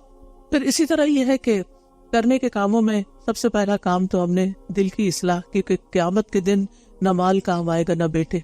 یوم لا ینفع مال ولا بنون الا من اتى اللہ بقلب سلیم. جس دن نہ مال کام آئے گا نہ بیٹے کام آئیں گے مگر جو اللہ کے پاس سلامت دل لے کر آیا. تو اپنے دل کو ایمان کی غذا دینی ہے، اور اپنے دل کو قلب مطمئنہ بنانا ہے، اور پھر اس کے اندر اس نور کی دعا کرنی ہے. اللہم اجعل فی قلبی نورا، کہ اللہ میرے دل کو نور سے بھر دے، میرے دل میں نور پیدا کر دے. کیونکہ جب نور آتا ہے، جب روشنی آتی ہے تو حقائق واضح نظر آنے لگتے ہیں. کرنے کے کام کیا ہیں وہ سمجھ آنے لگتے ہیں. چھوڑنے کی چیزیں کیا ہیں سمجھ آنے لگتی ہیں. بعض اوقات شیطان ہمیں ڈیلیوژن میں مبتلا رکھتا ہے, دھوکے میں مبتلا رکھتا ہے, کچھ چیزوں کے بارے میں ہمیں کنفیوز رکھتا ہے اور ہمارے عقائد میں بگاڑ پیدا کرتا ہے. لہٰذا شیطان کے دھوکے سے بھی بچنا ہے, شیطان کی چالوں سے بھی بچنا ہے, کیونکہ بعض اوقات شیطان برائی کو ہمارے لیے خوشنما بناتا ہے اور بعض اوقات اعلیٰ درجے کے کام کو پیچھے کر کے کم درجے کے کام کو سامنے لے آتا ہے. لہٰذا شیطان کی چالوں سے بھی بچ کر رہنا ہے. پھر اسی طرح بعض لوگوں کے دل میں شیطان یہ کہتا ہے کہ تم ہو تو جہنمی, تو کر لو دنیا میں مزے, آگے تو تمہارے لیے جہنمی ہے. اس طرح کے خیالات سے بھی بچنا ہے, یہ بھی اس کی چالوں میں سے ایک چال ہے. حدیث کا دوسرا حصہ احتساب. احتساب کا معنی ہے کہ آپ اس دن اللہ کی ملاقات کے بارے میں سوچیں, اللہ کے دیدار کے بارے میں سوچیں اور یہ جانیں کہ اس دن نیک اعمال ہی انسان کا سایہ ہوں گے حشر کے میدان میں جب اللہ سے ملاقات ہوگی, اور اس دن نجات اسی کے لیے جس کے پاس کچھ اچھے اعمال ہوں گے اور اس کی وجہ سے اللہ تعالیٰ اس پر فضل فرمائے گا. تو روزے کا اجر جو ہے وہ اللہ کے ذمہ ہے. اللہ تعالیٰ فرماتے ہیں کہ الصوم لی وانا اجزی بہ, ابن آدم کا ہر نیک عمل خود اسی کے لیے ہے مگر روزہ خاص میرے لیے, میں ہی اس کا بدلہ دوں گا. لہٰذا جو بدلہ اللہ تعالیٰ دیں گے اس سے بڑھ کر کون اچھا بدلہ دے سکتا ہے. قیامت کے دن روزہ سفارش کرے گا, لہٰذا خوشی سے روزہ رکھنا ہے کہ وہ ہمارے لیے قیامت کے دن نجات کا باعث بنے. پھر اسی طرح آپ دیکھیے جو مال خرچ کرنا ہے ہم نے اللہ کے راستے میں, تو اس کو دنیا کے بینک میں رکھنے کی بجائے, دنیا کے خزانوں میں رکھنے کی بجائے آسمان کے خزانوں میں رکھیں. یعنی اپنی ضروریات سے زائد جو ہے اللہ کے راستے میں جب آپ دیں تو آپ کیا سمجھ کے دیں کہ یہ میں آسمان میں جمع کرا. دیکھیں آپ سنبھال کے رکھتے ہیں نا مال کو, ہر شخص کو مال سے پیار, اپنا بیگ سنبھال کے رکھتے ہیں, اپنا لاکر, اپنی کی, اپنی جہاں کہیں بھی آپ نے اپنی ویلیوبلز رکھی ہوتی ہیں, اپنا گولڈ وغیرہ سب کچھ. لیکن ہم زیادہ سے زیادہ حفاظت کرتے ہیں کس کی, جو ہم نے دنیا میں رکھا ہوا ہے, اور اس کی فکر نہیں کرتے کہ اس سے بھی محفوظ جگہ ہے. جب آپ کے دل میں خیال آئے نا کہ یہ یہاں سے کوئی اٹھا نہ لے یا کہیں گم نہ جائے, تو سوچے اس سے زیادہ محفوظ جگہ کون سی ہو سکتی ہے. وہ آسمان میں ہے, وہ اوپر ہے. لہٰذا اس مہینے میں عام مہینوں کی نسبت, سارے سال کی نسبت دل کھول کر اللہ کے راستے میں خرچ کریں اور خاص طور پر دین کی ترقی کے لیے. اپنے مثال کے طور پر آپ سوچتے ہوں گے کہ چلو میں گھر میں ہی سن لیتی ہوں, روز کون جائے مسجد, کون جائے روز یہاں الہدا, کون آئے کہ آ کے دورہ قرآن سنے, گھر میں ہی سن لیتی ہوں تاکہ گاڑی کا پیٹرول بچ. کوئی بات نہیں, کہیں اور جانا ہے تو وہاں نہ جائیں, وہاں سے بچا لیں. لیکن دین کی مجلس میں آنے کے لیے اگر آپ کا پیٹرول بھی لگتا ہے اور جتنا بھی لگتا ہے مجھے پتا بہت مہنگا ہو گیا, لیکن وہ سب کچھ کس میں جائے گا, وہ آسمان کے خزانے میں جمع ہوگا. وہ اللہ کے راستے میں آپ اپنی گاڑی توڑا رہے ہیں, ایک ایک قدم پر آپ کے لیے اجر ہے. لہٰذا اس میں آپ پریشان نہ ہو. اور جب بندہ اللہ کے ساتھ سچا ہو جاتا ہے تو اللہ اس کے ساتھ وہ معاملہ کرتا ہے جو کسی اور کے ساتھ نہیں کرتا. اس کو وہاں سے رزق دیتا ہے کہ جہاں سے وہ سوچ بھی نہیں سکتا. کیونکہ اب ہم سب کو معلوم ہے جب ہم گھر میں سننے لگتے ہیں تو پھر کیا ہوتا ہے, تھک جاتے ہیں, تھک گئے تو ٹیک لگا لی, تھوڑی سی نیند آ گئی تو وہ ٹریک ہی کھو گیا, پتہ نہیں کہاں سے کہاں پہنچ گئے, یہ تو پتہ نہیں کیا بات کر رہی, چلو چائے بنا لیتے ہیں, ابھی تو رمضان نہیں شروع ہوا. کچن میں آدھی آواز آئی آدھی نہیں آئی, یہ تو علم حاصل کرنا نہیں ہوتا. لہٰذا بہتر یہ ہے کہ جہاں موقع نہیں وہاں آپ 2-4 بہنوں کو ساتھ گھر میں بلا لیں اور ایک مجلس جمائیں, اور جہاں موقع ہے وہاں آپ پہنچ کر مجالس کا فیض اٹھائیں. پھر اسی طرح اس لیے صدقہ اس لیے بھی کرنا ہے کہ قیامت کے دن کئی گنا زیادہ بڑھا کے مجھے ملے گا, اس کا پروفٹ کئی گنا زیادہ ہے. من ذا الذی یقرض اللہ قرضا حسنا فیضاعفہ لہ واجر کریم, کون ہے جو اللہ کو قرض حسنہ دے پھر وہ اس کے لیے دگنا کر دے اور اس کے لیے عزت والا اجر ہے. اور پھر احتساب کا مطلب کیا ہے, ہر نیک کام اس لیے کرنا ہے کہ مجھے اس کا اجر آخرت میں ملے اور میں اس کے بدلے میں اللہ کا چہرہ چاہتی ہوں. اللہم اجعل عملی کلہ صالحا واجعلہ لوجہک خالصا ولا تجعل لأحد فیہ شیئا. اللہ صرف آپ کے لیے, صرف آپ, اونلی فار یو. جب بھی کوئی کام کرے, چاہے گھر کا کرے, چاہے آپ دین سیکھنے کے لیے نکلے, تو بس اپنے آپ کو یہ ریمائنڈر دیتے رہے, یا رب only for you, only yours, یہ سب کچھ آپ کے لیے ہے. اور یہ سچے دل سے کہیں, کیونکہ ایمان سچائی کا محتاج ہے. اور سچائی یہ ہے کہ ہم اپنے ساتھ بھی سچے ہوں, ہم اللہ کے ساتھ بھی سچے ہوں کہ جو کہہ رہے ہیں واقعی وی مین اٹ, اور ہم لوگوں کے ساتھ بھی سچے ہوں. اور اس میں آپ دیکھیے کہ بہت سے ایسے واقعات آتے ہیں جس سے پتہ چلتا ہے کہ لوگوں کے لیے دنیا میں ان کی سچائی کی وجہ سے اللہ نے ان کو خیر سے نوازا. وہ جو 3 لوگ تھے نا جو کسی غار میں پھنس گئے تھے، تو اس وقت انہوں نے جو اپنے نیک اعمال پیش کیے تھے ان میں سے ایک سچائی بھی تھی، کیونکہ یہ لوگ سچائی کے ساتھ وہ سب نیک عمل کر رہے تھے، اخلاص کے ساتھ کر رہے تھے. پھر اسی طرح اپنے قول میں سچا ہونا، اپنے فرائض کی ادائیگی میں سچا ہونا، اور اس سچائی سے انسان کے اندر ایمان بڑھتا ہے. اپنے ارادوں میں سچا ہونا. ارادوں میں سچا ہونا کیا ہے؟ جب ارادے میں انسان سچا ہوتا ہے نا تو اس کے اندر سستی نہیں آتی، پھر وہ ڈھیلا نہیں پڑتا، پھر وہ پیچھے نہیں رہتا، پھر وہ ہمت نہیں ہارتا. ورنہ اگر سستی آ جائے تو پھر کہتا اچھا پھر بعد میں کر لوں، انشاءاللہ اگلے سال کر لوں، پھر صحیح، کبھی ابھی مشکل ہے. نہیں، اپنے ساتھ جب نیت کر لی تو بس اب کر کے دکھائیں. پھر آپ دیکھیے کہ رمضان میں ہر روز آپ نے اپنا ایمان چیک کرنا ہے، بڑھ رہا ہے گھٹ رہا ہے، بڑھ رہا ہے گھٹ. آپ میں سے بہت سے لوگ اپنا بی پی روز چیک کرتے ہوں گے، شوگر چیک کرتے ہوں گے، ڈیلی روٹین میں ہے.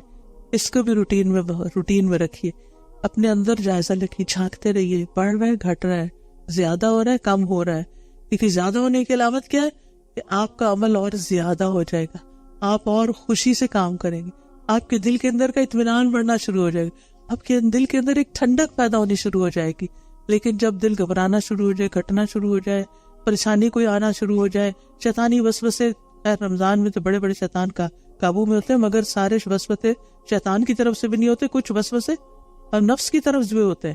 تو نفس تو ساتھ ہی ہے نا، شیطان اگر پکڑا ہوا بھی ہے تو نفس ساتھ ہے. تو وہ وَنَحْنُ نَعْلَمُ مَا تُوَسْوِسُ بِهِ نَفْسُ، انسان کا اپنا ہی دل جو وسوسے ڈالتا ہے وہ بھی اللہ کو پتا ہے. تو پھر ہمیں کچھ کام کرنے ہیں، اور ان کاموں میں آپ دیکھیں کہ دن کا آغاز جو ہے وہ تو سحری سے ہوگا انشاءاللہ تعالی. اور سحری کا خاص عمل کون سا ہے؟ استغفار. ٹھیک ہے، اس وقت یہاں پر ایک استغفار کا کارڈ بھی ملتا ہے، اس کی ایک دعا یاد کر لیں، ہر روز اس کو ریپیٹ کر سکتے ہیں، یا جو بھی اپنے کچن میں استغفر اللہ کا ہی لکھ کے لگا دیں تاکہ آپ کی نظر پڑے. ورنہ کیا ہوتا ہے، کاموں کی اتنی جلدی ہوتی ہے، کبھی فریج کھول رہے ہیں، کبھی اوون کھول رہے ہیں، کبھی کچھ کر رہے ہیں، کبھی ٹیبل لگا رہے ہیں، کبھی جگا رہے ہیں گھر والوں کو، اتنی ابڑ دبڑ ہوتی ہے کہ وہ استغفار ہی بھول جاتی ہے. تو آپ نے کیا کرنا ہے؟ خاموشی کے ساتھ. کچھ لوگ تلاوت لگا دیتے ہیں، وہ بھی ٹھیک ہے، لیکن یہ تو استغفار کا وقت ہے. وَبِالْأَسْحَارِ هُمْ يَسْتَغْفِرُونَ. استغفار کے ساتھ دن کا آغاز کرنا ہے. آذان ہوئی تو کیا کرنا ہے؟ آذان کا جواب دینا ہے. جواب دے کے کیا کرنا ہے؟ دعا مانگنی بھولنا نہیں. کون سی دعائیں مانگنی ہے؟ صرف دنیا کی، آخرت کی بھی. درود شریف پڑھ کے، اذان کے بعد کی دعا پڑھ کے پھر آپ نے کیا کرنا ہے؟ آپ نے اپنی آخرت اور دنیا دونوں کے لیے دعا کرنی ہے. پھر اس کے بعد آپ نے کیا کرنا ہے؟ نماز پڑھنی ہے. نماز پڑھنے کے بعد کیا کرنا ہے؟ قرآن کا اذکار کرنے ہیں. پر اذکار سورج نکلنے سے پہلے ہو جانے چاہیے، صبح کے اذکار. ٹھیک ہے، اور ایک تسبیح سبحان اللہ و بحمدہ کی، اور ایک تسبیح لا الہ الا اللہ کی. ٹھیک ہے، پھر اس کے بعد سورج نکل آیا ہے، سورج نکلنے تک آپ قرآن کی تلاوت کرتے رہیں. اور پھر دن کا آغاز جب قرآن کی تلاوت سے تو آپ کو یوں لگے گا جیسے آپ نے بہت کچھ روحانی ناشتہ کر لیا. آپ کے دل کے اندر ایک ایمان کی لہر آ جائے گی. پھر اس کے بعد آپ کیا کریں؟ اشراق کے نفل پڑھیں. اور پھر اس کے بعد اگر آپ نے آرام کرنے کا موقع ہے تو آرام کریں، کام پہ جانا تو کام پہ جا کے واپس آ کے آرام کریں. ابن رجب کہتے ہیں ام المومنین عائشہ رضی اللہ عنہا رمضان المبارک میں صبح کے وقت مصحف کی تلاوت کرتی، اور جب سورج طلوع ہوتا تو سو جاتی، یعنی بعد میں پھر آرام کرتی. اور پھر آپ دیکھیے کہ دن کے وقت بھی آپ نے قرآن کی تلاوت اور ساتھ دورہ قرآن اٹینڈ کرنا ہے. چاہے آپ آن کیمپس کریں، چاہے آپ آن لائن کریں، چاہے آپ اپنے فری ٹائم پر کریں، لیکن میک شور ایک قرآن آپ نے ناظرہ کا ختم کرنا ہے، ایک قرآن آپ نے دورہ قرآن میں ختم کرنا ہے، اور تیسرا قرآن آپ نے تراویح میں ختم کرنا ہے. کم از کم 3 ضرور ہونے چاہیے. یہ اپنا ٹارگٹ سیٹ کر لیں، یہ اپنی پلاننگ کر لیں. اور پھر آخری عشرے میں خوب محنت کرنی ہے، اور دوسروں کو بھی اعمال صالح کی رغبت دلانی ہے. اور پھر نبی صلی اللہ علیہ وسلم کا طریقہ کیا تھا؟ رسول اللہ صلی اللہ علیہ وسلم سب سے زیادہ سخی تھے، جواد تھے. اور رمضان میں جب جبریل علیہ السلام آپ سے ملتے تو آپ بہت ہی زیادہ جود و کرم فرماتے تھے. اور رمضان میں جبریل علیہ السلام ہر رات آپ سے ملاقات کرتے تھے، اور آپ کے ساتھ قرآن کا دور کرتے تھے. آپ اکیلے بھی تو کر سکتے، لیکن آپ جبریل کے ساتھ کرتے. تو صرف اکیلے نہ کریں، کسی نہ کسی کو ساتھ شامل کریں.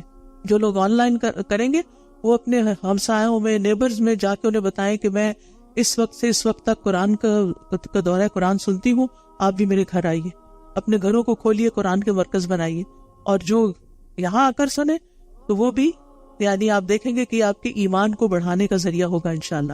حدیث میں آتا ہے نبی صلی اللہ علیہ وسلم لوگوں کو بھلائی پہنچانے میں بارش لانے والی ہوا سے بھی زیادہ جود و کرم فرمایا کرتے تھے۔ اور پھر روزہ اور صدقہ جمع ہونا جنت میں داخلے کا سبب ہے۔ رسول اللہ صلی اللہ علیہ وسلم نے فرمایا یقیناً جنت میں ایسے بالا خانے بھی ہیں جن کا اندرونی حصہ باہر سے نظر آتا ہے اور بیرونی حصہ اندر سے نظر آتا ہے۔ ایک دیہاتی کھڑا ہوا کہنے لگا یا رسول اللہ یہ کس کے لیے ہے؟ صلی اللہ علیہ وسلم آپ نے فرمایا اس شخص کے لیے جو اچھی بات کرے۔ تو آپ نے رمضان کے ہر دن اپنے بچوں سے یا نیبر سے یا کلائنٹ سے یا جاب پلیس پہ مسلم سے نان مسلم سے سوچ کے جانے ایک اچھی بات ضرور کرنی، ایک اچھی بات، ٹھیک ہے؟ اور کس نیت سے کرنی ہے کہ مجھے یہ جنت میں وہ جگہ چاہیے۔ جیسے دنیا میں آپ کو کسی خاص علاقے میں کوئی بنگلو پسند آ جاتا ہے نا، تو پھر آپ اس کے لیے پیسے جمع کرنے شروع کرتے ہیں، مجھے وہاں گھر چاہیے، فلاں گھر چاہیے، یہ ماڈل چاہیے، ایسی گاڑی چاہیے۔ تو ہمیں کیا جو یہ آپ نے ڈسکرپشن دی ہے نا ان بالا خانوں کی، مجھے یہ بالا خانے چاہیے۔ میں نے اس کے لیے یہ طریقہ اختیار کیا کہ ایک اچھی بات کسی کو بتائیں، اگر خود نہیں بتانی آتی تو کسی کو دورہ قرآن کا لنک شیئر کر دے، کسی کو کوئی کارڈ دے دے، کتاب دے دے، بک سٹور یہاں کھلا ہوگا، روزانہ کچھ نہ کچھ ایسی چیز لے کر آپ کسی نہ کسی کو دیں تاکہ آپ کے لیے صدقہ جاریہ بنے۔ دوسرا کام کھانا کھلائے، جیسے میں نے آپ سے ذکر کیا کہ اس کا بھی اہتمام کرنا ہے، چاہے گھر والوں کو ہی کھلائیں، اگر کسی اور کو کھلائیں، ہمسایوں کو کھلائیں، دوستوں کو کھلائیں، رشتہ داروں کو کھلائیں، غریبوں کو، مسکینوں کو، یتیموں کو، کچھ بھی جتنا آپ کر سکتے ہیں۔ لیکن اگر کچھ بھی نہیں ہے صرف گھر والوں کو کھلا رہے تو خوشی سے یا رب تیرے چہرے کے دیدار کی خاطر تیری محبت میں کھلا رہی۔ وَيُطْعِمُونَ الطَّعَامَ عَلَىٰ حُبِّهِ مِسْكِينًا وَيَتِيمًا وَأَسِيرًا۔ اور تیسرا کام روزے رکھے۔ یہ تین کام جس نے کر لیے اس کو جنت کے بالا خانے مل گئے۔ اور رات کو جب لوگ سو رہے ہوں تو صرف اللہ کے لیے نماز ادا کرے اور وہ تراویح بھی ہو جائے گی۔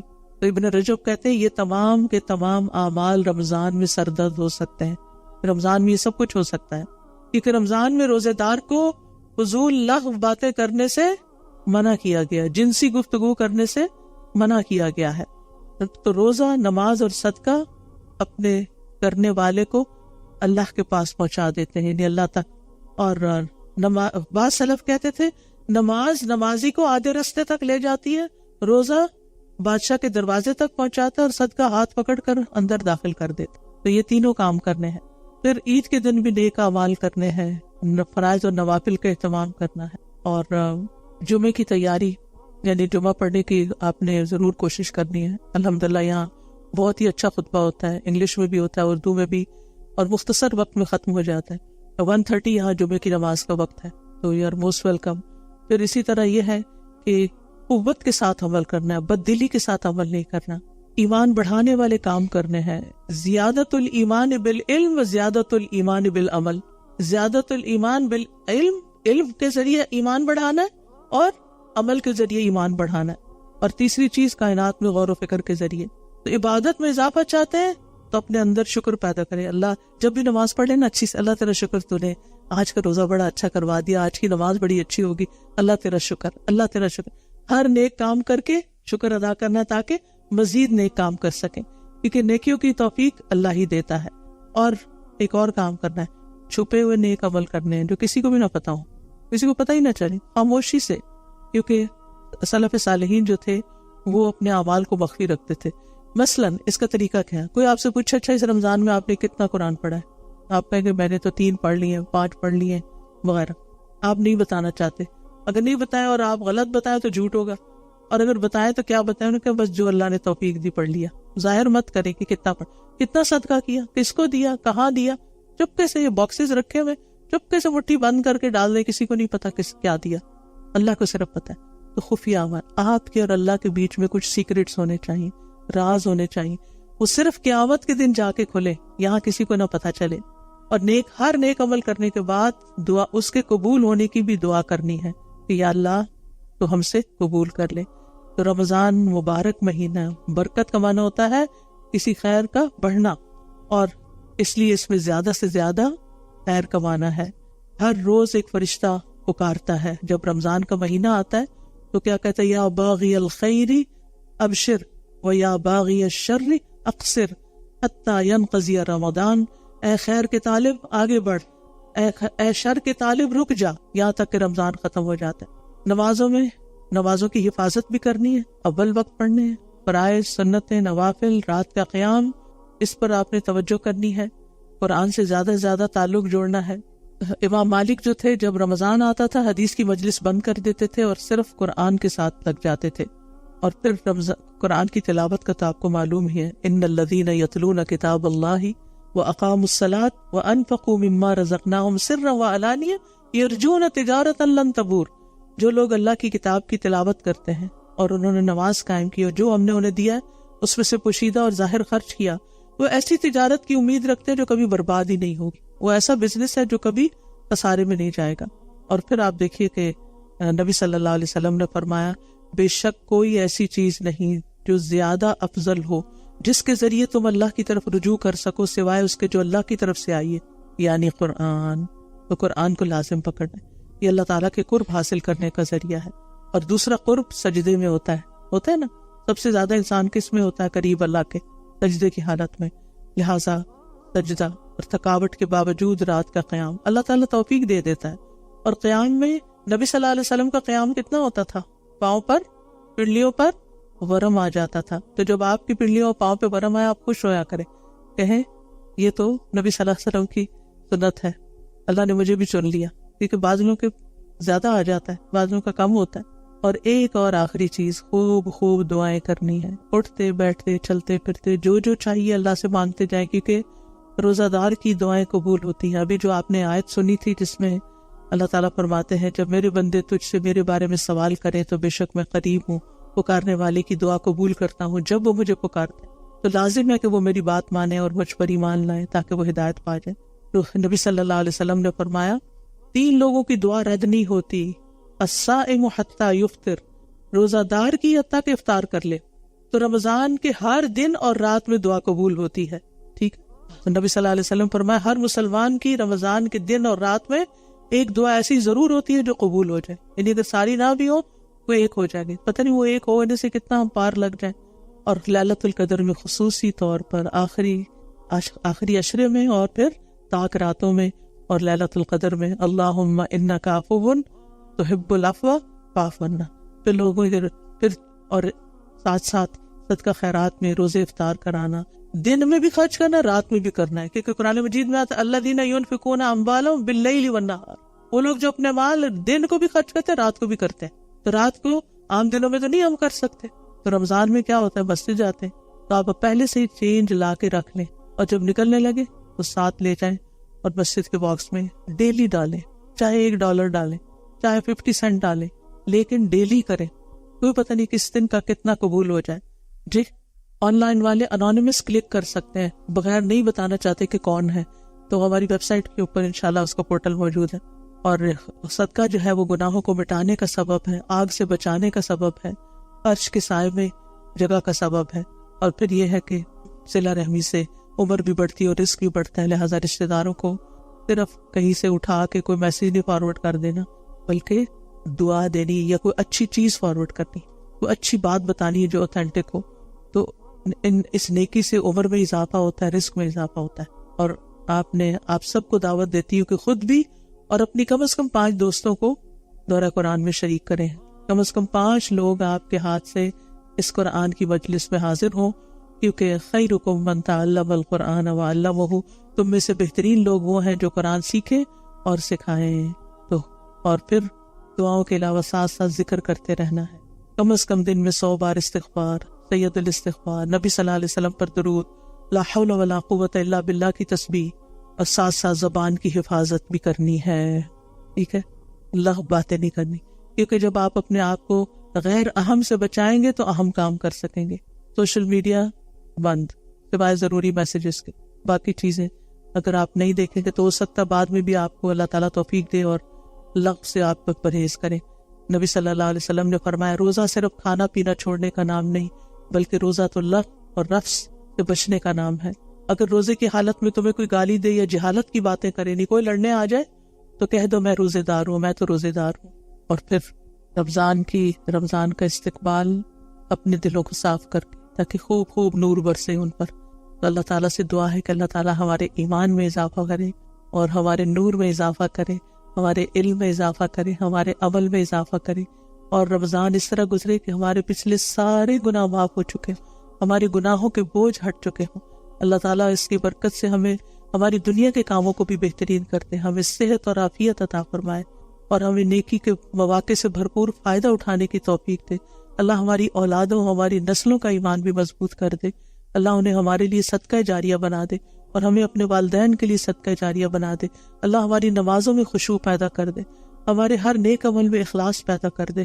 اللہ سبحانہ وتعالیٰ دنیا بھر کے مسلمانوں کی مدد فرمائے، خاص طور پر غزہ کے مسلمانوں کی جو اس وقت قسم پرسی کے حالت میں ہے. اللہ ان پر اپنی رحمت نازل کرے اور ان کی تکلیفوں کو دور کر دے اور ان کو اجر عظیم عطا کرے. اللہ تعالیٰ ان ساری آنے والی بہنوں کے کا آنا قبول فرمائے، ان سب کے دکھ، درد، غم، تکلیفیں، پریشانیاں دور فرمائے اور مستقل مزاجی کے ساتھ اور ثابت قدمی کے ساتھ آتے رہنے کی توفیق عطا فرمائے. اللہ تعالیٰ ہم سے اس کو قبول کرے اور ہماری نیتوں میں اخلاص پیدا کر دے، اور انتظامیہ کو اللہ تعالیٰ بہترین جزائے خیر دے جو آنے والوں کا استقبال کرتے ہیں اور ان کے لیے جگہ تیار کرتے ہیں. اللہ سبحانہ وتعالیٰ ہم سب سے راضی ہو جائے. وآخر دعوانا ان الحمد للہ رب العالمین.